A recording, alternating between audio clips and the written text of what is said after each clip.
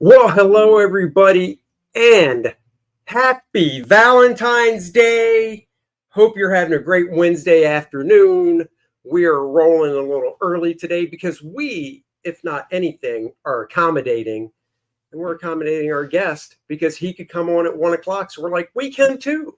Happy Valentine's Day, Dennis. It is a happy Valentine's Day. We drove over. It's brand new Wednesday, which means new funny book day. So I got to be there right when the shop opened. First time in a while.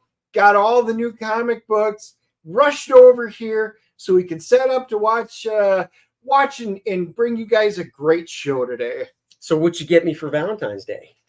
I got you my presents to be on the show today. And here I am with no pants on as a present to you, and you got me nothing. Now I feel like I have egg on my face. Is that really a present, or is that something that should land you in jail? Well, I don't know. One of half a dozen of another. No. Marcus Kellergrew in the house. Hello. Marcus was first today. First up, what's up? Of course, our guest, Comic Book Radio, right there. We'll bring him in a second. Fearsome Bullet, pizza time. Maybe later. We do our dinner.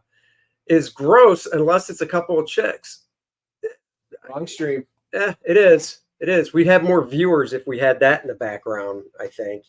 Put a pole right between us, have a dancer back there. So... Andy checked on my Valentine letter. No, on my Valentine. No. I checked. No. No Valentine. No. Jolo, hail to you.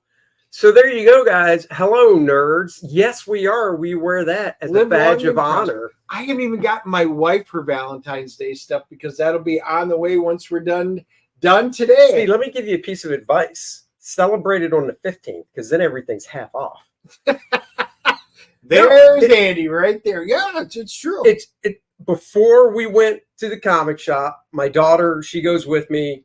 She's like, we got to go to Walgreens. I'm like, for what? She goes, because I always like to buy myself a couple little things for Valentine's Day. And I'm like, all right, that's fine. Oh, wait, Andy, you never told me if you have any damaged discounted artist editions. Oh, hey, well, as far as I know, we don't. Believe it or not, the shipping on almost everything, guys, we had almost no damaged books out of any of the editions. The artist's editions were immaculate. Yeah. I mean, I was really surprised. I can't always say that, but needless to say, I don't think we have any damaged on the artists. No. But so my daughter, she likes to buy, she's like, I like buying myself. I'm fine. We go to Walgreens. My wife, tells me on the sly, she's like, yeah, buy her a heart-shaped box of candy. Tell her you're buying it for me. And then when we get home, we'll give it to her because my wife still gives her stuff for Valentine's Day. She didn't have a chance to go out because she's a little under the weather. So I'm in there and I'm telling Courtney, I'm like, we should really be doing this tomorrow. She's like, why? I'm like, because everything will literally be either half off or 70% off. But it's not Valentine's Day. I'm like, I get it, but it's half off or 70. It's just, okay, whatever. So we paid full price for the stuff, got home. She's like, give mom her candy. And we're like, it's actually for you. So she got something from us anyhow. So, which is whatever. So we'll bring on our guest because he is our Valentine's Day present to you. And that is Mr. Peter Smieti. Hello. How's it going? Happy Valentine's Day. This is a love stream. It is. That's what the Bros was last night. All we did was talk about romance comics on the Professionals last night. So it was nice. Mentioning John Romita, I'm guessing. A lot of Romita talk. Actually, no. And partly because that's a go-to. Like he was mentioned. Oh, you want an obscure romance? Well, like Aaron brought up Frank Frazetta, the few Frazetta stories, which were very nice. Graham brought up Bob Oxner. I'm trying to remember. Was it? I think it was Aaron as well. I think brought up Nick Cardy for beautiful covers. I brought up a guy named J. Scott Pike, who was the creator of the character Dolphin for DC. He did some great romance stuff. So I think going in, a lot of us, and we didn't talk about it, but I think all of us were like, Remetta's just the go-to. He did so much for DC. So I think we just stayed away from him. Like I did on purpose because I figured, oh, Graham loves Remetta. Like someone's going to bring him up, and then nobody did. Wow. I'm trying to think.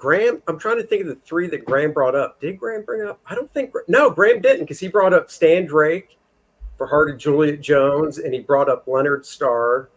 Yeah, so I think we all basically in our head was like, somebody will bring him up, and then nobody really did. So the goatee stream. Look at that. It is, even though somebody noticed. From my vantage point from back here, it's hard to see because it's so gray. Marcus says Ramita every day over here, Pete. That's right. Yeah. You post a new Remetta cover every day. So there you go. You still got a lot of fun to watch, Will. We had a great time busting everybody's balls and stuff. It was really fun. In fact, no spoilers of what he showed, but I think you'll get a big kick out of Dan Fraga's first because we always go around a few times. His first go around. So we'll just leave it at that. It was very unexpected, we'll say. Yeah. Very. So this week, there's some fun stuff. And maybe not so fun stuff. Tomorrow, Andy and I and I think Courtney's going, right? Of course. Yes, we are going to go see the super anticipated, nail-biting thriller Marvel Sony comic known as Madam Web. Yeah. And boy, I'm on pins and needles waiting for this. Pete, you going to go see it? No, I'm not. I'm sorry. Wow, poor Dakota Johnson. I think she felt that reverberation all the way in Hollywood. Well, it's good that she's getting a career that's outside of softcore porn at this point. Good for her. Right. And she still looks really good. Like, I was telling Dennis, she's nice to look at. Sydney Sweeney's nice to look at. The cast is nice to look at least. So you're going with like earmuffs, I'm guessing then. I get it. And I even said this before we saw the Marvels. I've seen all the trash, people talking about it on the internet and stuff. I haven't seen any of it. I'm like, good, get me out of it. I haven't watched a damn thing since Thor Ragnarok. I just try to go into these movies as objective as I can. Yes. Well, good on you. Because you never know. We've seen movies before that we thought were going to be shit, and we walked out going, holy crap. And we just finished a series that we both watched, and he goes, we got to do a review on it. And I'm like, yeah. Well, we just mentioned something, and we realized we're on opposite ends of the spectrum on this one. I'm like, oh, we are definitely doing a review on that one. But when we go to a movie, what was that? I've got a feeling this is going to be a dumpster fire, but I don't want to assume it. No. There could be some really good stuff in there. I might be pleasantly surprised, and that would be nice for once from a current Marvel project. What you should do is watch at least one of your all-time favorite movies, and then go see that. Oh no, I don't want to set expectations like that. Oh, you should. You should. We should all do that now. We should all do that with everything because the bar is so low. We're accepting unbelievably. Just it's not even mediocre for the most part. This is stuff that would have been you would have just looked at that 20, 30 years ago and been like, what is this crap? I know. Well, I mean, I would say raise that bar. I would say it's just Sony because they're like, well, we can pretty much do Spider-Man characters as much as we want. But even with some of the stuff Marvel puts out these days, you're like, why are you making a show? Echo. I still haven't watched it. I don't plan on watching it. I heard it was a huge dumpster fire. A friend of mine watched the first episode and said, it was pretty good. Just the first episode, because I guess Daredevil's in the first episode, and he said the fight was good, blah, blah, blah, whatever. And I said, I heard that too, but I heard it goes downhill. And then he started watching the second one, and he was like, yeah, I can't even finish. I can't do it anymore. I got to see Daredevil doing remember Yoda when he was jumping around like an idiot, and he really shouldn't have been doing that and that, right? Okay. I want to see Daredevil doing stuff like that. And then I'll believe that that's a good Daredevil fight. Give me that superhuman gymnastic level of moving around. Not like kind of, okay, you punch, now I'll sort of dodge, now I punch, now you sort of dodge, and then we sort of do the... Well, yeah, I mean, it's just so choreographed. Or Sean speed the Martin. film up a little bit, you know, make it look Yeah. faster. Let's see. I think overhype is real, both for building up and tearing down, and then neither delivers. So you like the movie more than you thought. Yeah, I mean, I've had that happen with some movies as well. That's why I really try to go into them, blank slate with these things. And the show, by the way, and we will do a review on it, is Mr. and Miss Smith that was on Amazon Prime with Donald Glover and damn it, I can't remember the actress's name. But Mr. and Mrs. Smith. But it's Mr. and Mrs. Smith. And, did you like it? How was it? Well, I mean, I liked it. Him and his wife did not.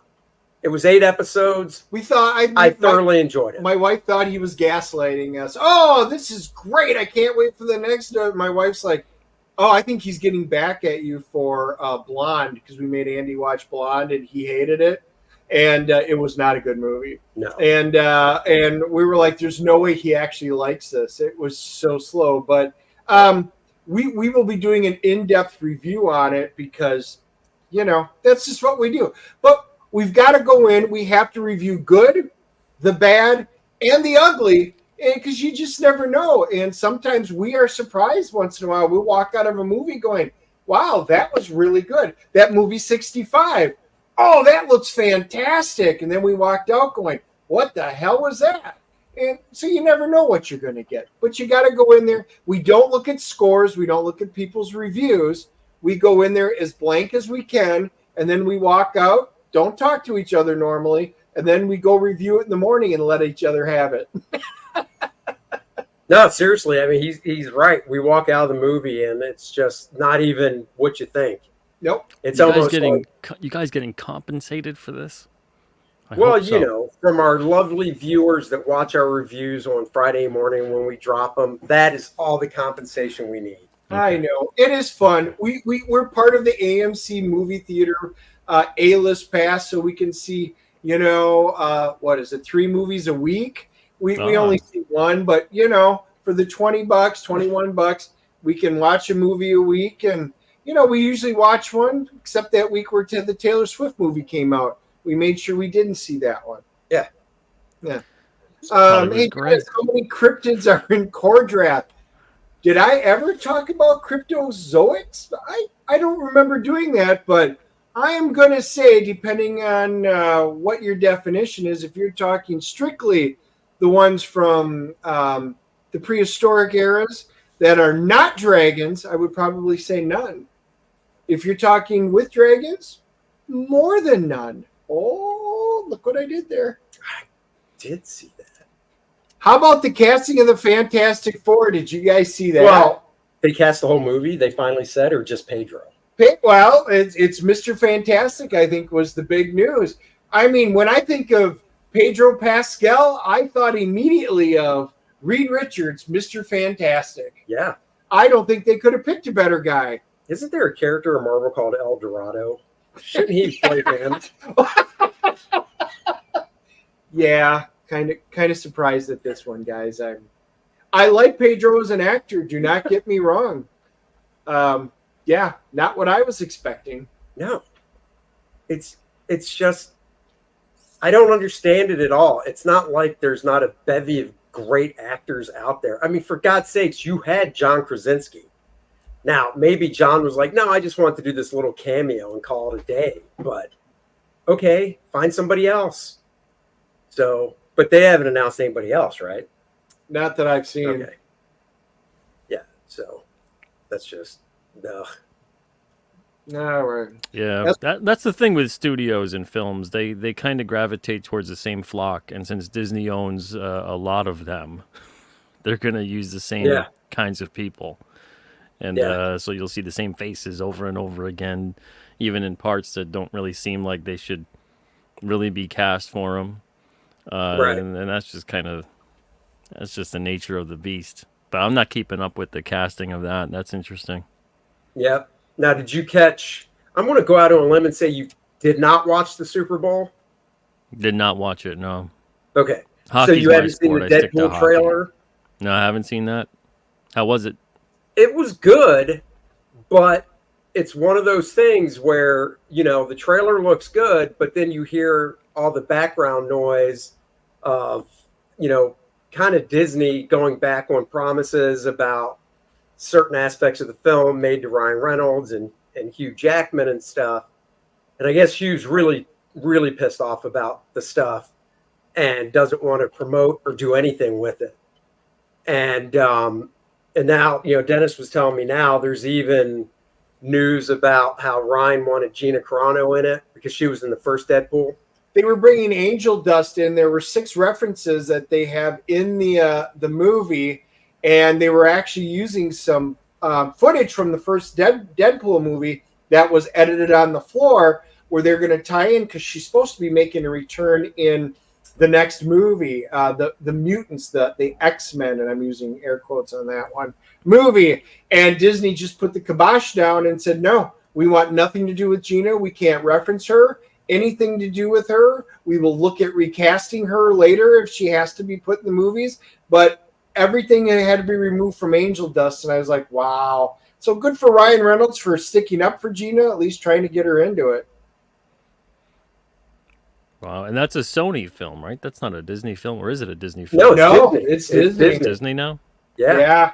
Because with Disney buying Fox, they got all of that. The only thing they don't have are the Sonys, which are the Spider-Verse related type movies. Yeah. So, guys, they did. You were right in the chat. Fantastic Four cast is revealed. Oh boy, who do we got? Pedro Pascal is, of course, going to be Mr. Fantastic.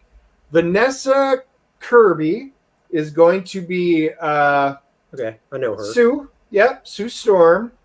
Eben Moss Bachrach. I would say, Bachrach. I hope I pronounce it right. He's familiar. Yeah, with him. and Joseph Quinn. So, I mean, honestly, looking at the pictures of this, if you want to message me that, I can share the screen with it. I'll pull it up. Looking at the pictures of the cast, Pedro's the one that stands out. You're just like, you're looking at it and you're just like, that, what? He just stands out. It was like in the first movie where Michael Chiklis was the Thing and they cast Jessica Alba, right? And you're just looking at her going, no, that just doesn't, I like, she's an attractive woman. She's a fine actress and stuff, but that doesn't compute at all. That just doesn't work. I'm in the minority, but I can't stand the Deadpool character. I secretly hate Rob Liefeld for creating him. Oh my God. I'm not really a Deadpool fan either, but okay. Yeah. That is awesome. I mean, hey, guys, no judgment in this show. You guys can like or dislike whoever, but it makes for entertaining streams. Disney movies, best catch and net in the open seas. There you go. Oops. So here we go. These are the actors. Like I said, I recognize them all. Yeah. I'm assuming the dude in the middle, Eben Moss, I'm assuming he's the Thing. Yeah, he is the Thing. Yeah, he's got to be. And then obviously the young kid on the end. Joseph Quinn is Human Johnny. Torch. But I mean, and Vanessa Kirby, I mean, I would almost say they need to. I mean, that's a nice glam shot of her, but I hope she's not. I don't picture Sue that glam, in the movie or in the comics and stuff. So hopefully they. We'll see, guys. We'll see. As with anything that's Disney Marvel or Disney Star Wars, I take everything with a grain of salt. Guys, this is why I hope more. I would love to see movie theaters start picking up on indie comic stuff that are, I think, much better written. And, there's some great ones out there that we've gotten. We know Alterna always puts out some great books, which is what we'll be talking about here in a bit. And, just saying, Hollywood, maybe it's time to start picking up from alternative creators. Yeah, I don't know. They need to make Sue and that kid on the end there, Joseph, look like brother and sister. So it'll be interesting. We shall see. July 25th, I believe it said, is the release date next year. So, and then what was this other thing I just saw? I wonder if they're going to really lean into, which I think is the downfall of all of these Fantastic Four movies, really leaning into the sci-fi aspect of it. They always seem to kind of shy away from the fantastical sci-fi nature of the Fantastic Four. Right. You know, I would personally, if I had anybody's ear over there, and I would love to see the Fantastic Four dealing with the stuff. The Kree, the Skrulls, and Silver Surfer. Still one of my favorite. Whenever he was in there, their storylines were fantastic. They did the Silver Surfer in the second one, and yes, I did like the crew. It was campy. It was designed that way. But boy, they could really do something great with that type of a setup, or even the ones with when it was the old gangster with Torg and stuff like that. There's just so many great things that they can do with the Fantastic Four. I just hope they don't botch it. They've got the budget to do it now, and let's treat the first family of Marvel the way they should for once. Did you watch Stranger Things, Peter? I've seen, I think, the first 3 seasons, I want to say. Okay. So I just realized, I was reading down this article some. The guy on the end that's playing Johnny Storm, Joseph, he was, from the last season of Stranger Things, the long hair rocker metal dude.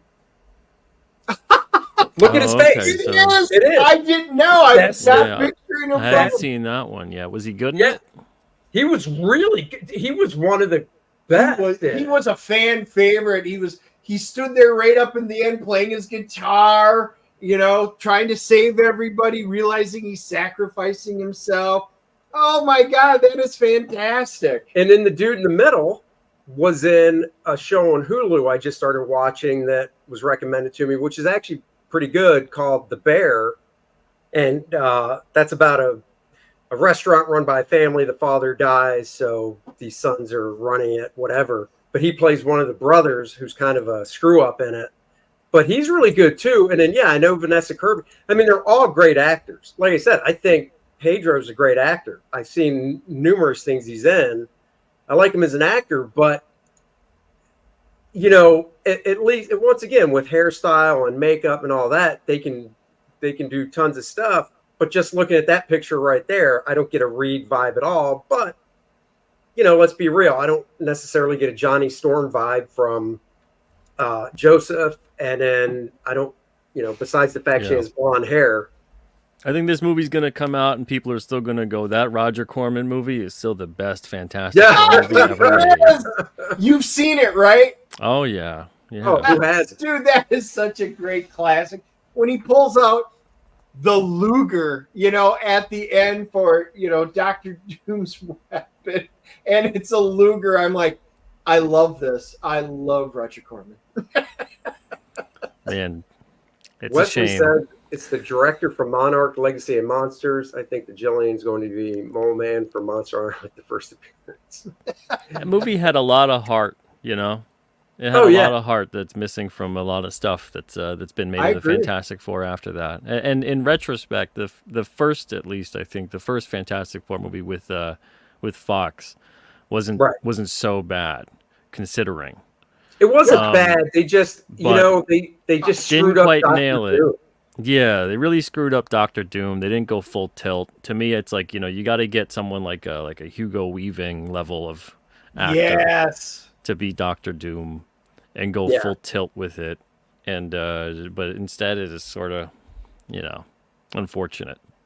Yeah, well, I think one of the key things for this one for a lot of the fans visually is if they don't do a good job with the CGI on the Thing and just the design of them in general. I think that could have, Fantastic Four fans just go, I'm not even going to go see this movie. Because the Thing's design and look is so integral. And kind of like you were, at the first Fantastic Four where it was Michael Chiklis, in the early 2000s, I actually didn't mind it. I didn't either. Because it was practical effects, that he was wearing. Well, because plus, like, the Thing isn't like the Hulk where he's huge, and the Hulk isn't as huge as they've made him sometimes over the years. But the Thing is he's kind of short. He's shorter than Reed. Yeah. And I like Michael Chiklis. I actually thought he was great. I like the original, cast of it. Jessica Alba. I mean, she's beautiful. Not what I would quite picture as Sue, but she did a reasonable a job. It was just campy, and I know what they went for with it, and I wish they would have taken it a little more serious. Because I think they had a good cast, but we'll see. I'm going to say this doesn't knock my socks off, but we'll wind up seeing it and giving us. We'll give you our honest review as always. That's right. In a year and a half. Yeah, that's right. I'm not even worried about it yet. That's what we don't have to wait for an hour and a half or a year and a half to talk about. This? That's right. The April. Look at that. 24 lineup. Yeah. We got 4 new comics out right now, currently being funded on both Indiegogo and on the Alterna site. We got 6 days left to hit the goal. The goal is a $7,000 goal, and we got 205 backers on board. We're at 5704 raised, as you guys can see there, and that total is combined between the Indiegogo and the Alterna site. Right. That's cool. I was going to ask if that is done that way. So you got 4 new ones coming out. They're all coming out in April. So just in a couple months. That's the nice thing. The way you work your stuff is it's not really that long of a wait.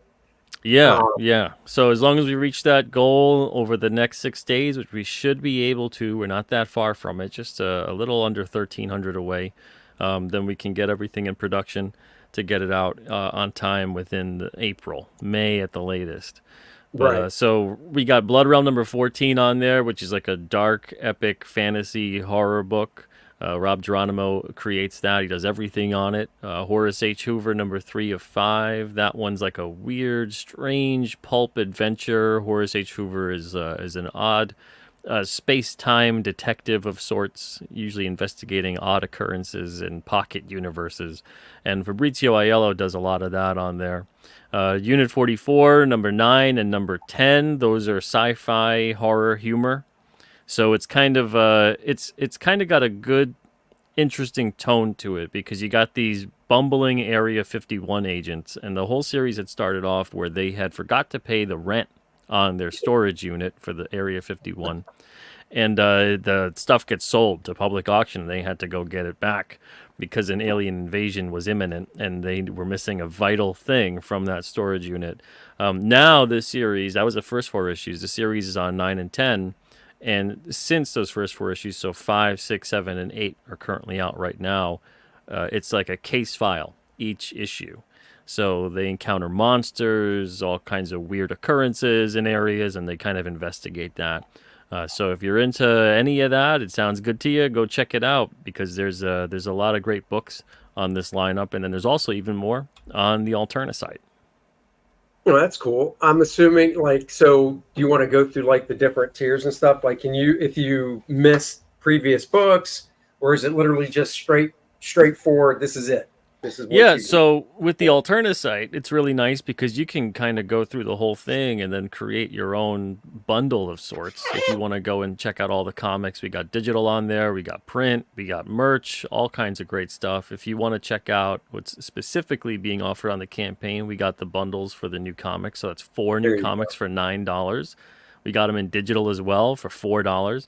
You can get a print and digital bundle for $13. And then I don't have too many of these left. Now, this is something I was doing with sketch cards. Let me see. I think I got 6 left on the Alterna site, and I've got 1 left on Indiegogo. We started off with 50. So thank you guys. If you're out there and you pick this bundle, you get a sketch card from me, any character you want. It's a quick portrait sketch.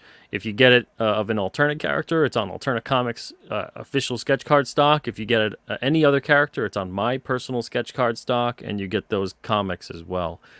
So that's $25, and you can't really beat that deal. I think you save like $5 to $7 or something like that. I'm giving a little bit of a discount on the sketch card. For the April comics Alterna sketch card, you can pick one of 5 artists. So you get an Alterna character drawn for you by either Rob Geronimo, who does Blood Realm, Fabrizio Aiello, who does Horace H. Hoover, myself, Tyler Wentland, or Keir Covington. Keir's work is on King Cryptid. Tyler's work is on Red Koi. So you can get a sketch card there. It's more fleshed out than my quick portrait. It's usually a full body kind of thing with background and whatnot. And that tier is $49. And then the same thing with the 5x7. That's just a bigger card. And it's at $84. The same artist you could pick. And they do whatever Alterna character you want on official 5x7 Alterna sketch card stock. So you can see the comics here. And we got preview pages and whatnot. All these descriptions are also on the site too. And we also have trading cards. We're up to card 17 and 18. If you back the campaign, you're a physical perk backer, you get those cards for free. You can also purchase them individually if you'd like, if you want extras or whatever. Sometimes people do. So you can get those cards at $2 a piece. But all the cards, they connect, and they form like a big background image. And as you can see, 17 and 18, the way they would line up on a trading card page, they go to the bottom middle and then the bottom right. And you could see that little connection in the background there, just as they're together. So we got art commissions. Yeah, we like to have fun here, you know, and we have all kinds of great things to make these comics even more fun than they are. Hey, Peter Orchard Studio says or asks, where do I request King Cryptid for my sketch card? It depends. If you ordered it or if you've ordered it already and you got it on Indiegogo, I'm going to reach out to you about what character you want, because there's no space for you to write it in. If you order it on the Alterna site, there is a space for you to write it in. So if you haven't ordered it yet, you can get it on the Alterna site, and there's a little spot right there where you can request the character specifically. If you ordered it already on Indiegogo, then I'll be reaching out to you soon. Look for that email. Most likely when the campaign ends, I'll be sending that out. So we got the art commission options here. You can get those separately if you'd like, of course. And then there's also a blank variant commission. You can commission from those one of 5 artists as well. And this is also important. We've got advertising available now. The premium spots are 20% off right now. Yeah. So we got back covers still available for Unit 44, 9, and 10. Back covers for Horace H. Hoover and Blood Realm have sold out. Inside front cover, we got those available for, let's see, only 2 of the books. Yes, so they sold out for Blood Realm and Horace H. Hoover as well. So Unit 44, 9, and 10. Inside front cover and inside back cover is available. You save 20% until the campaign ends. When the campaign ends and it's the 21st of February, those prices go back up. So they'll go back up to 100 if they're still available at that point. So the back covers are 80. The inside front covers right now are 60. And the inside back covers, which we got a couple of those available too, those are 40 right now. And then the full pagers, you can get a full page ad if you'd like. Those are 25 each. And those aren't on sale. Those are just considered regular ad spots. They're not the premium ad spots. So if you do want a premium ad spot, keep in mind that price will go up once the campaign ends. But yeah, it's a pretty simplified campaign for us for the most part. This might be something someone's thinking. When it comes to the ad, if somebody's like, hey, an ad, that sounds great, I'll do it. They need to send you, I assume, the complete finished ad. You're not including the production like we No, they have to send the whole. Yeah, they put together their ad and then they send it to us. And I always recommend try to put together the ads, especially in print. Keep in mind that someone might look at this ad a year or even 2 from now. So you want to make sure that you've got something that they can still go to. So even if it's a timely ad, it's got a coupon, whatever it may be, you want to make sure you at least have a website you can point them to that'll still be around in a couple of years. So this way you get the most out of that advertisement. Right. Oh, that's cool. I'm looking through the comics. A lot of our viewers, you know, they like the physical comics. I know some do both. But I was just noticing, like, I'm in Blood Realm.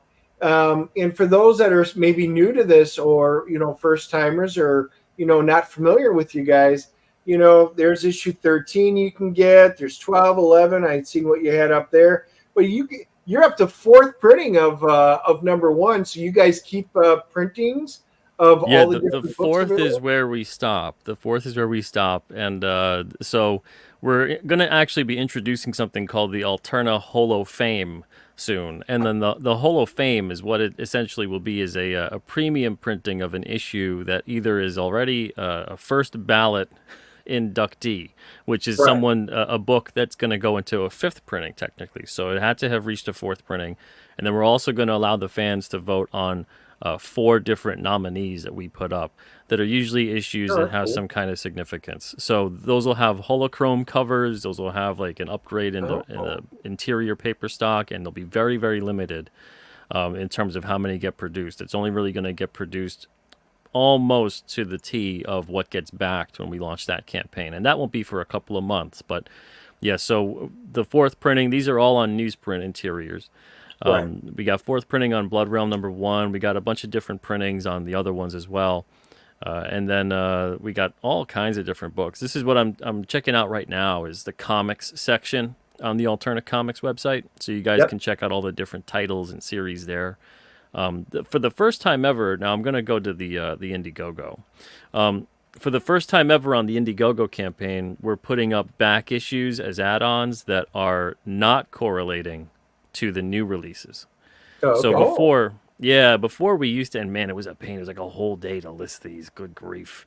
Because Indiegogo don't make it easy for you in terms of you got to list add-ons, you got to, So we put all of these on here. Now, be prepared. It's going to take some time. This is like the big Star Destroyer coming over you in the opening of Star Wars.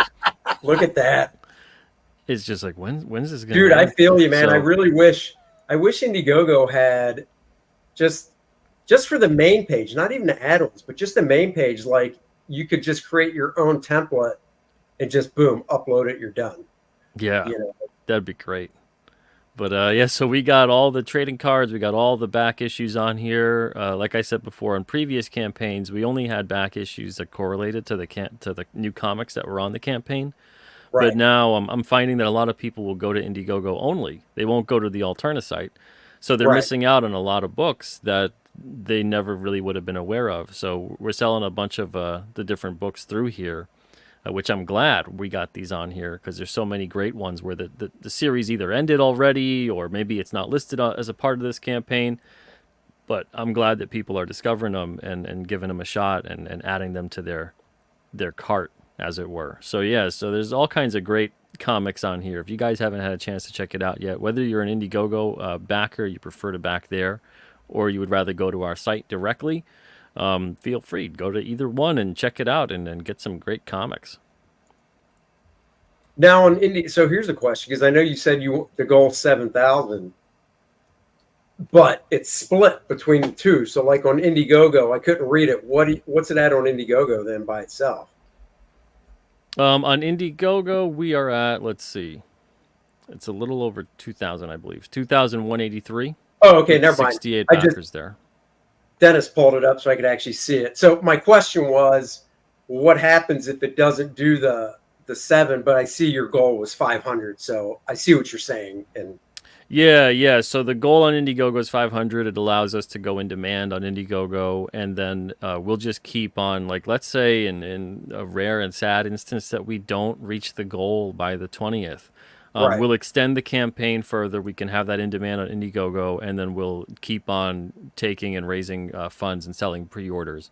Now, if we don't reach the goal, and I had to have this conversation yesterday, if we don't reach the goal by March, I'm going to have to actually start taking into consideration a few factors here, because these books are great books, but at the same time, it makes me wonder, maybe they're just not clicking with people. Maybe something needs to be evaluated in terms of the marketing, of the creators involved and whatnot, because these aren't any books that I create. What I'm creating is King Cryptid.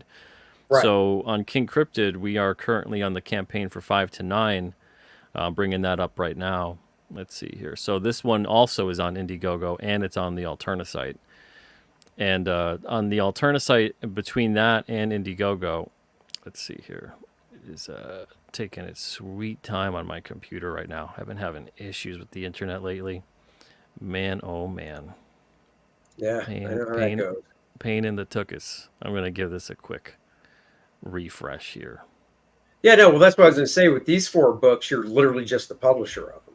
Yeah. So Yeah. on the King Cryptid campaign, we're at 940 backers with 33,589 raised, and that's for King Cryptid 5 to 9, and that encompasses obviously the total and complete campaign.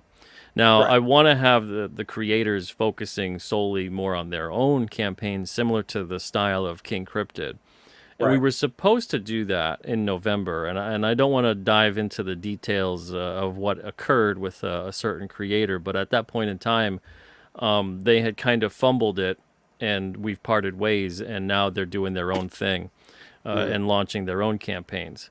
But I'm hoping that if the creators can launch their own campaigns, focus on them, make the merch they want to make, get their comics on there, maybe promote it, feel like they're really taking ownership perhaps of it, Sure. that maybe that'll inspire them to get out there and promote more, and not necessarily just view it as a part of a campaign, and that they're just a small part and they don't necessarily want to promote it or whatever it may be in the same way that they would promote a campaign that's specifically theirs.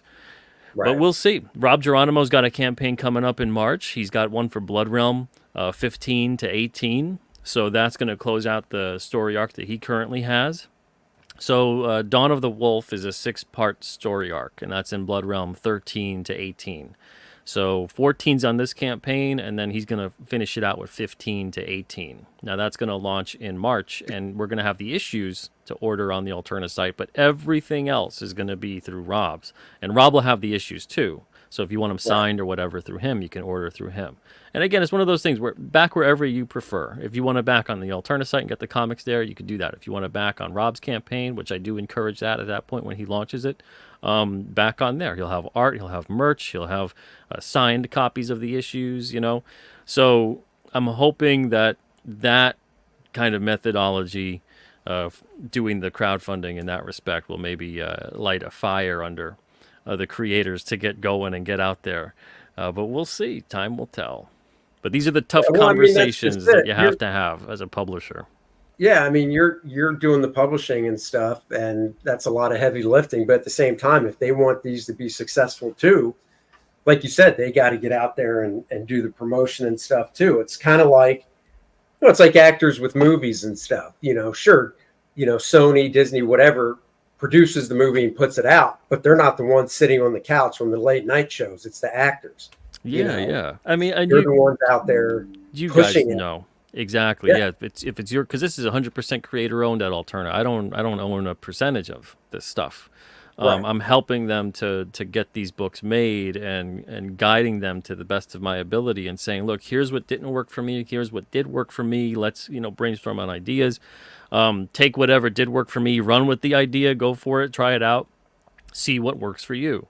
But I've dealt with a lot of creators over the past 18 years where a lot of them view the creator-owned publisher as a traditional publisher, where the traditional publisher would take care of all the different odds and ends, and they just kind of sit back and do what they got to do. But the thing is, with creator-owned, it's yours. There's a tremendous responsibility, but there's a lot of power behind that, So think about exactly what you guys do all the time with your books and the things you're making. Yeah. You got to get out there and talk about it and promote it. And then who better to do it than the people that create it? Yeah, there's no previews that the local comic shops are going to look at and just pick your books out. When you launch your, we're out talking. We're on everybody's show. We're going through it. We're in the downtime now where we're putting together the next one and trying to get everything ready for launch. And we won't be promoting it as heavily now. But man, once it's done and we get up and running, bam! I mean, we are going to be out there, and that's what creators need to do. This is a different animal altogether. There's no box to check in previews. There's no local comic shops that are just going to pick it up. You need to drive people into your websites and your crowdfunding. Yeah, absolutely. I see a comment from Peter Orchard Studios asking, is Can't Kill Kate #4 going to happen? Brother, I hate to tell you, but we canceled that book last year because it took a year to get #4 out, and then they were late and handed me a third of the book. So yeah, that book got canceled. The creator of that book has pretty much gone AWOL off of social media, and I don't know what they're doing with their book. I don't know what they're doing with comics in general, but that's kind of the stuff that I've dealt with over 18 years. And I'm tired of it. I'm really tired of it. I'd much rather be a creator, a writer, an editor, a letterer, an artist when I have the spare time. I'm tired of dealing with flaky people who they're not there for the books that they're creating. They're not there for the characters, and then they're really not there for the readers that join and come on board. And it's like poking and prodding at people to care about the thing that they've created. Now, I've used this analogy before on my own shows and also on others, where when you make something like this and you put your time, your energy, your soul into it, this is, it's not quite your child, but it's going to be close enough. Now, would you just drop off your baby to anyone you see, walking along like, oh, hey, you want to look at my kid for a few days or want to raise it for the next whatever portion of its life? Now, when people go and do that and they drop it off at a publisher and they say, hey, raise my baby for me, that's strange to me. And I've dealt with a couple creators over the years that just want to drop their kid off and then go take off and do whatever else they want to do. And then they wonder, why is their kid now not the esteemed young adult that they wish they would be? So they come back and they go, wait, what do you mean this isn't doing amazingly? It's like, well, you don't care about it. And it's not my job to care about it for you. It's my job to help you. But you have to bring the caring. You have to bring the hard work. Your ability will only take you so far. There's a ton of people out there. We see them all the time. They might not be as talented as somebody else, but their drive is unsurpassed. They want to get their stuff out there. They're excited about it. They do everything that they could possibly do to spread the word and communicate to people that they care about what it is that they're doing. And because of that, that person will succeed more than the person who's far more talented than them, but looks at it and goes, I made it. What do you mean? Like, people should just like it because I made it. It's so good. Look how good it is. And then people get resentful of it. And it's like, stop being resentful. Just go out there and be excited and passionate about what you're creating. Let people know. And that's something I've seen that a lot over the years. And it's unfortunate because there are a lot of talented people that I've worked with and I've had to part ways with that just they just don't get it, that they need to get out there and communicate about what these characters are, the story, why they're doing what they're doing, and let people know about it. And that's as simple as it is, but at the same time, it's a really difficult thing to communicate to people. No, but it's true. I mean, that's the thing. We've all talked about it before. When you're doing this type of thing where you're there, it's a creator-owned thing, you've got to put the legwork in. And it's not just at the desk or behind the computer writing or drawing. It's talking to the consumer, talking to the fans, and spreading the word. And you should want to do that because it is your thing, and you should obviously be proud of it and want to talk about it. I mean, we love talking about Kor-Drath. We love going to shows and communicating with fans and having them come up and just tell us what they liked about it and stuff like that. And it's like you said, you can't just if you just want to have the attitude of drop it off and be done. Well, I never even had that attitude when I was working for Marvel and DC, from the standpoint of FedExing pages up and washing my hands of it. I was always, especially with email, I was always curious about, have colors come in yet? Has lettering come in yet? Can I see it? Can I look at it? Because I care all the way up until the day that thing goes to print. And now some editors, because once again, it's not a creator-owned thing, would be like, yeah, but you don't have to worry about it. It's like, I know I don't have to, but my name's still on it. And it's all about that attitude and mindset, and some people have it and everyone could have it, but some people think that they can't. Some people have a fixed mindset and think like, well, I'm only going to succeed so much and I can only do so much. And that's it, I guess. If it failed, it failed. I guess that's it. And no one liked it or whatever. But they don't take the time to assess, well, what went wrong? Did you not talk about it enough? Is it not the quality? Is that not there?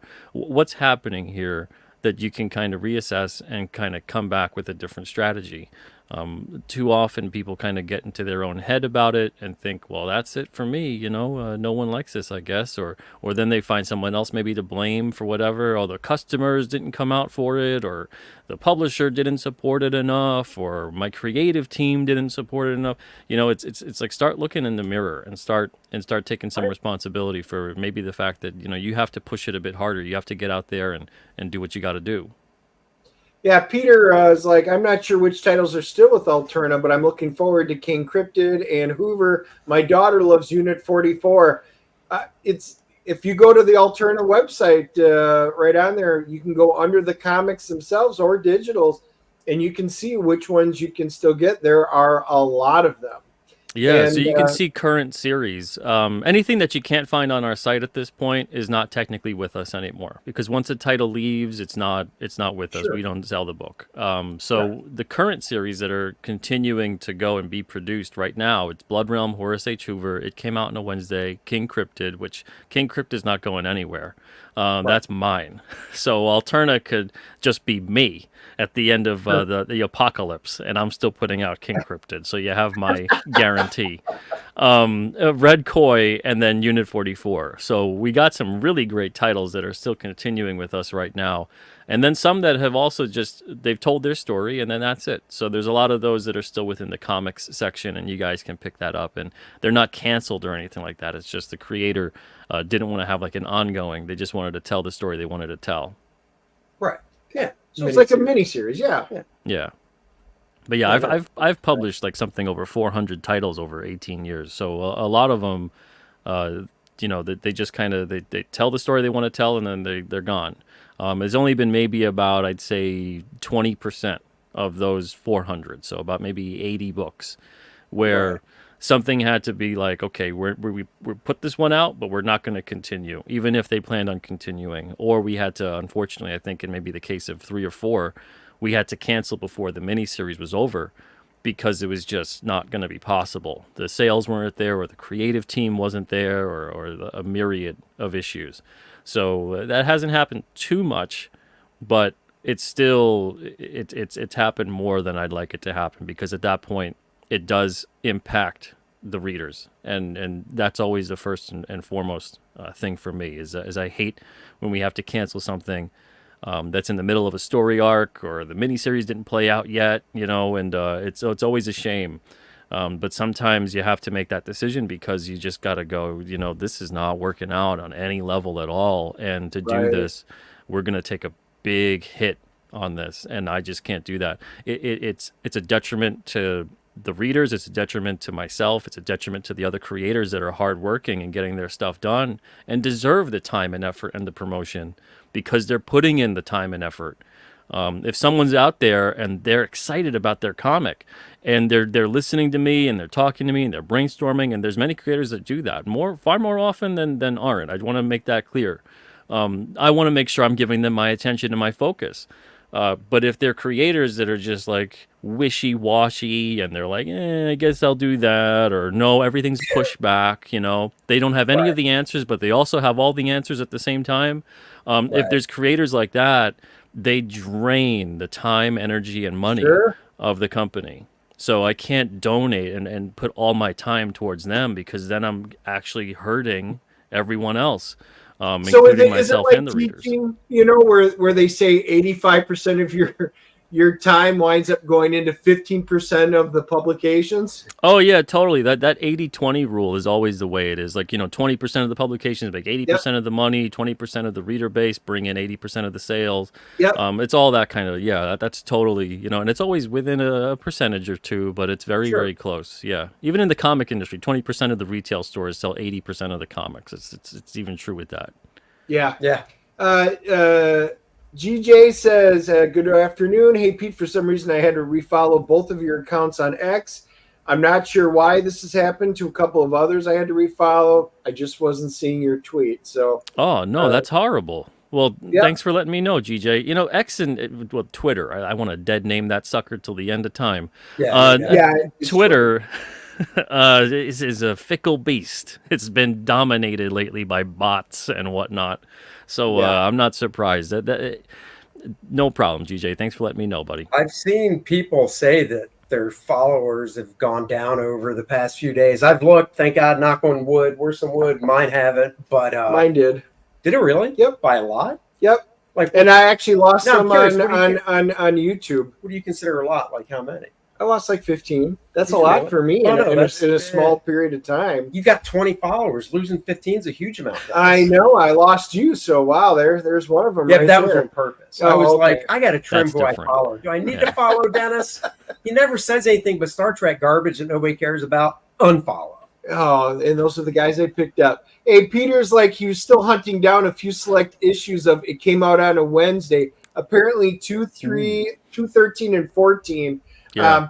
If they're not on your website, then they're non-existent, I'm assuming. Yeah, it came out on a Wednesday in particular. Some of the titles we don't go back to print with because it's not justified. Even if someone's, Sure. 2 or 3 people are asking, we can't go back to print and do 500 to 1,000 to get that done.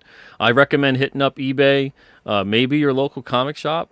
Sometimes comic shops aren't aware they've got like a $30 Alterna comic book inside of the dollar bin. Hell, sometimes they're not aware that they've got a $30 Marvel or DC book inside the dollar bin. no. Oh yeah. I've seen that. So go check that out first. But eBay definitely should you should have some luck there.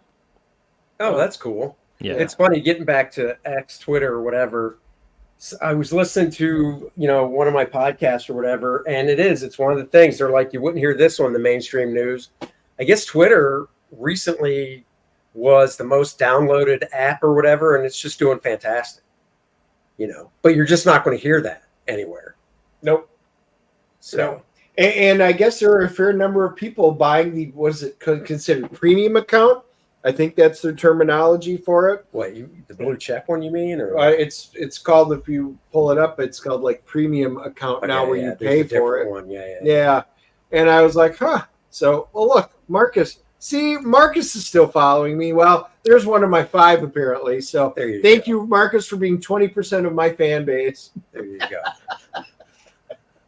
go. I still think it's the best way to get the word out.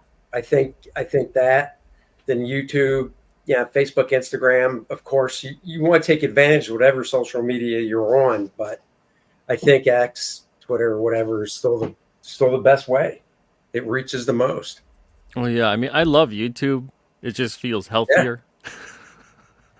Yeah. I'm sure one day it'll, you hit a point with, and that's how these things work. One day you hit a point where you break through, and other people start finding you, or you've put yourself in a position, as a publisher, I've dealt with a lot of people that I've upset over the years for various reasons. I was surprised the other day. I was looking up something about Alterna. And in the dark recesses of Reddit, I was like, it was from a couple of years ago. I was like, wow, Really? You think I was like the worst person in the entire world with the way these people were talking about me. And I was like, that's interesting, and you can't help that. That's how it is sometimes. You upset people when you reject a pitch, or a book doesn't go the way maybe that they thought it should have, or whatever it may be. And Right. And then that everything is Comicsgate, and then it turns into like you're the devil incarnate, So it's interesting the kind of hushed tones that there's still these weird corners of the internet still talk about me, and I'm like, there's no reason. I'm not trying to be anyone's enemy. No. I want everyone to succeed. Right. Rachel's bringing up a point. Don't forget Rumble. So Rumble is one of the upcomings, and we don't talk about it very much, but all the DNA shows, we don't, simulcast to it. But when we're done with all of it doesn't matter if it's a quick flip, a full review, our movie reviews, whatever, everything. This show, it will eventually go up to Rumble. Probably as soon as we're done, within an hour, it'll pop up on Rumble. So we do have a Rumble presence. We haven't been pursuing it like actively. Nice. Because a lot of our time and energy is still on the YouTube.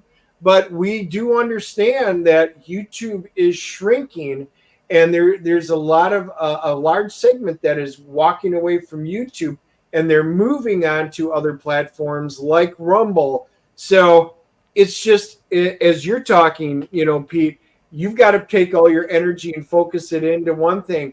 We don't have time to make Kor-Drath and do all the things with it. plus then do all the YouTube, plus then do everything separate on Rumble or Odyssey or, Bitch, any of these other ones. There's only so much time in a day. So, that's kind of our philosophy. So we have it, and you guys can always follow us. And if you're not a YouTube fan, it will show up on our Rumble. And if you go to, the website, our websites and stuff, everything's listed down there. And Nice. right on the description and the link below, it's got the information for Pete's stuff, and it's got our information. You can go to it. Andy and my Twitter, our Facebook, our YouTube sites, and that's the best way I can say we can put out the information. Watch us where you can. Well, the nice thing, I was telling Dennis about Rumble, I got an email like a week or two ago from them. They're doing their own type of StreamYard thing where I assume when you do stuff, Peter, yeah, you use StreamYard too, right? Oh, yeah. Yep. Yeah. Rumble, you can now, basically they're doing their own StreamYard where you can broadcast from Rumble and pick the channels you want to be on. So you can click off YouTube and Facebook and whatever and just go right from Rumble. So I haven't looked into it too much yet, but they're definitely expanding. So. Yeah, I got to get a Rumble up and running. I'm going to probably do that within the next month or so for both the Alterna and the and myself. Yeah. But I'll probably do what you guys are doing with the whole, it uploads to it afterwards and things like that. But I got to look into it further. Yep, you guys are Comicsgate angels. Why, thank you. I mean, we appreciate that. Dennis is more like I do have a constant halo, but I always have the little devil of Andy on my shoulder trying to get me to do bad things. But you do it. That's I the difference. resist it. You don't. You literally do it. Dennis, go rob that liquor store. Okay. I'm like, wow, that was easy. He just goes in, comes back out, gives me back the water gun that he painted black to scare people with. It's amazing. Wow. Yeah. It's a good thing nobody believes you. Otherwise, there'd be, oh, wait, there's cops coming up to the door. Somebody must have. I don't know what you're talking about. Yeah, I mean, I want to do more with Rumble too. They still have that thing. I think I don't remember how many. You have to get a certain amount of followers before you can do a live stream. Can't remember what it is. Yeah, again, it requires a whole nother level of research into another platform. I mean, we worked really hard on. Andy's got his YouTube platform. I've got mine. We've spent all this time building it out, and realistically, we have to duplicate all those efforts again onto Rumble in order to get it. Now, for those guys, like there's a number of guys out there which all they do is YouTube. They also do Odyssey and stuff like that, but that's their entire livelihood is streaming. I mean, that's one thing. I get that, but for us, our energies are creating comic books, graphic novels, playable games, all of this stuff that we're trying to put together. That's where our focus needs to be, not spending it on all of this. So, again, I need to clone myself, and that would be awesome to have more than one Dennis. No, but just saying. Nope, your wife doesn't even want that. Nobody wants that. It'll go the way of multiplicity with Michael Keaton. That didn't go so well. Yeah. There you go. Yep, you can get the Dennis and Andy Show shirts at that link. Thank you very much, Past Master Dan. Appreciate it. Yeah. Yeah. Well, I was just saying we just didn't have our normal wrenches because we're quite a bit earlier, and we know that they're still working. But we appreciate you being able to pass master. No, Randy, how? No, Randy. Oh, it's a little early for Randy, but man, he's always there popping links. So it happens. But man, we do appreciate you guys coming in and helping us doing this. Marcus is probably driving and texting and driving, but he's multi-talented. He can do that. That's right. Exactly. Well, man, I hope with 6 days to go, I hope it totally, works out and gets funded and stuff. Oh yeah. We'll reach that goal. Come hell or high water. We'll do it. Yeah, and like I said, guys, a lot of you that don't watch us live, you watch it later. We posted, the links down below.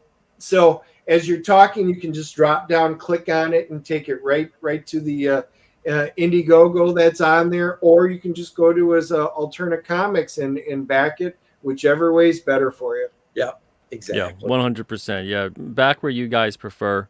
And if that's Indiegogo, that's great. If it's the Alterna site, that's great too. Keep in mind, though, with the Alterna site, you do get the advantage of checking out about 400 items that you can't check out on the Indiegogo. So there's all kinds of stuff. You can just put it together in one total. We have flat rate shipping, so it's $6 in the U.S., $25 in Canada, $40 outside of the U.S. and Canada. And you want to place that one order in that one shot. And then this way you can save a lot of money on shipping. Nice. Yeah. Well, that's very cool. See, here's a great tagline. Alterna Comics, best deal in comics. There you go. 100%. That's a bumper sticker waiting to be made and put up on advertising. That's right. Got to do that. And guys, of course, we have our sign up for Kor-Drath the Awakening, the follow-up to the smash hit Kor-Drath the Awakening. And I'm not just saying that. You guys were posting nice Twitter reviews and YouTube reviews and stuff. We are hard at work on it now. In fact, this afternoon is a total jam fest on the campaign because we got to get that started so we can have it ready to go. But until we do, go sign up for it. Of course, like Dennis said, the link is in the description below. By signing up and backing, you'll get the Adriana trading card this time, colored by Kelsey Shannon, drawn by me, and front of the line shipping as well. So guaranteed your stuff would go out in the first week when we do start the fulfillment for volume 2. So go check that out. Sign up for it so you can be alerted when the campaign goes live, which as of now is April 1st. April Fool's Day. Couldn't be a better day to talk to you guys live. Hell yeah. And of course, nice and tight, comic book pencils by me. 64-page oversized book featuring some of my fully penciled pages that I did for other companies, other inkers. And if you were the inker or the editor, some of these pages were only seen by them, and now they can be seen by you as well. Check this out. It will be coming down soon. It is going to be shipping in May. So I'm going to have to get all that together to do that and pull it down probably before Kor-Drath starts. So check that out as well. It'll be a nice art book to have on your shelf to check out. See, good stuff. First time I bought from Alterna, I bought 30 comics, barely felt it in my pocket. Nice. There you go. Alterna is awesome. What are you guys doing for Valentine's Day? Why? We're live streaming. Talking to Pete. He means after when you take me to that nice restaurant. Oh, guys, I hate to tell you, you know what we're doing as soon as we're done here? We are working on Kor-Drath. So, yeah. Yeah, but then after that is the dinner you're taking me to. McDonald's, baby. Yep, I am driving him there, and he's buying it. So that is how it works. Dennis is going to get me a Happy Meal. And the toy is my Valentine's Day present. That's right. You can take about it. So sweet. That's right. Yes. Exactly. You're a true romantic. Yeah. We are. It was either that or a bubble bath, and, I'm good. I don't need that. Was last week, though, right? Right. That was last week. Right. We don't need a Valentine's Day to take a bubble bath together. Yeah. But the only bubbles are in there is if you ate too much Taco Bell. Oh, right. Remember when you were a kid? At least when I was a kid, my mom would be like, little kid, all right, you're going to have a bubble bath. And the cheap way to do it is just use shampoo and not real bubble bath stuff. You still get some bubbles, but you don't get nearly the same amount as if your parents weren't so cheap they didn't buy real bubble bath stuff. Oh, shit, I'm supposed to be going on a date today. I completely forgot. Thank God you spent your time live streaming and watching us talk about it. That way it reminded you so you wouldn't have to get a divorce or a second date, depending on how this works for you. Dishwashing liquid, that was another one. There were all those go-tos. Yeah. I mean, all that stuff really worked. Chocolate covered Big Mac, no thanks. But man, I don't know if they're still selling it, but they were selling recently the double Big Mac where it's 4 freaking patties and then 2 pieces of bread. I'm just like, so it was 4 all beef patty, special sauce, lettuce, cheese, pickles, onions on a sesame seed bun. Yes, nice. That just seems like quite a bit of Big Mac. You guys got to start getting sponsorships from McDonald's, from Sony, from Fox, from Disney. I know. Wait, where's my feel like Mike Myers, having ad placements over everything. Look, he even had McDonald's. I did. I had no time because it was an early thing. I ran to the comic shop to pick up my funnies, and I'm like, look, I got about 10 minutes. There is a Mickey D's right up here. I will hit that and come on over. Normally I avoid them, but not in this case. But I couldn't because but Shamrock Shakes are out. So McDonald's, oh my God, hearing this, there's another plug. The Shamrock Shakes are out right now. So you'll get the Shamrock Shakes from having too many of those. That's right. They're just not the same. Back in the old day, they were great. They say they haven't changed their formula. I call BS on that. It is not the same as they were. They were the greatest in the 80s and 90s. We just got an extra squirt of toothpaste in those now. Exactly. And yet, you didn't buy one. Fancy, not today, but I did last week. And I will say this. I noticed that you did go to McDonald's, but my phone didn't ring on the way over asking if I wanted anything from McDonald's. Nope. Why would it? Because you're a selfish bastard. No, because you've already eaten. You didn't know that. You didn't know that. You did not know that. You ate your peanut butter and jelly or your stupid microwaved egg that you did before I got here. Eggs.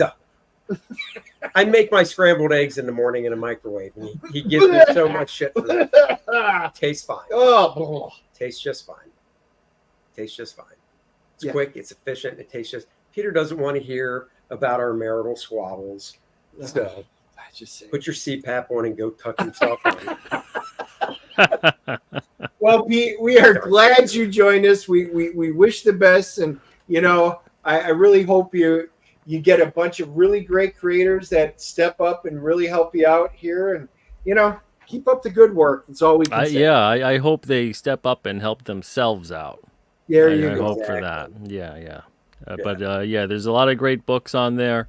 And go check him out. Rob Geronimo's doing a great job. He's got a great YouTube channel. Go check out Geronimo Draws. He's always on there almost every day.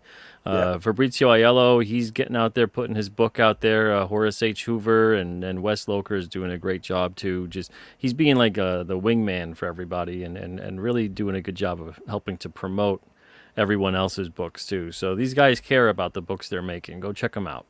Yeah, very cool. And guys, we will, of course, like we said at the beginning of the show, Friday morning, nice and early, you can catch the Madam Web movie review from the two of us.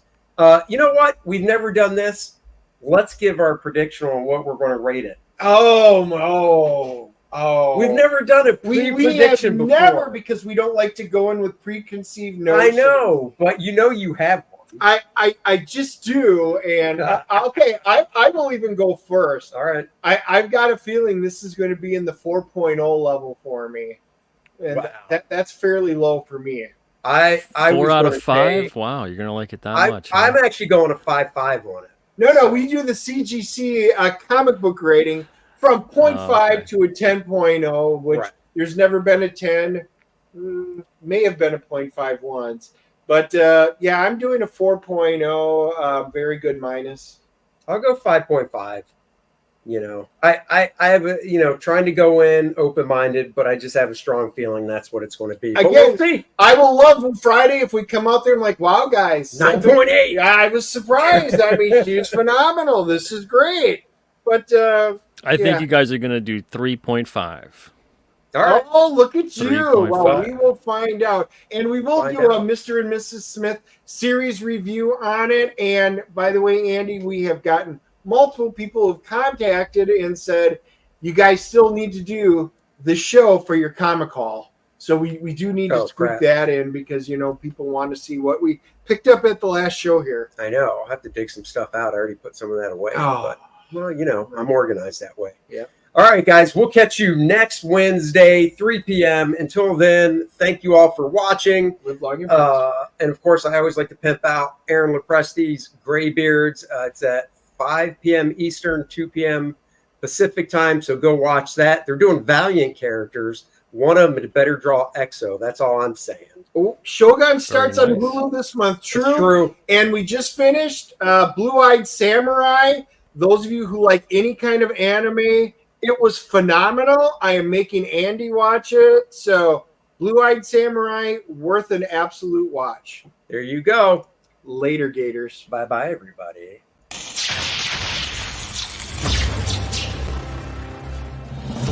Nice and Tight, the comic book pencil art of Andy Smith. That's me. This book features 52 pages of some of my favorite full pencils that I did for other companies over the past 2 decades.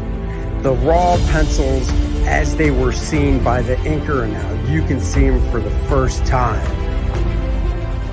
This book also comes in a digital format so you can practice your inking in your favorite program. Back it today.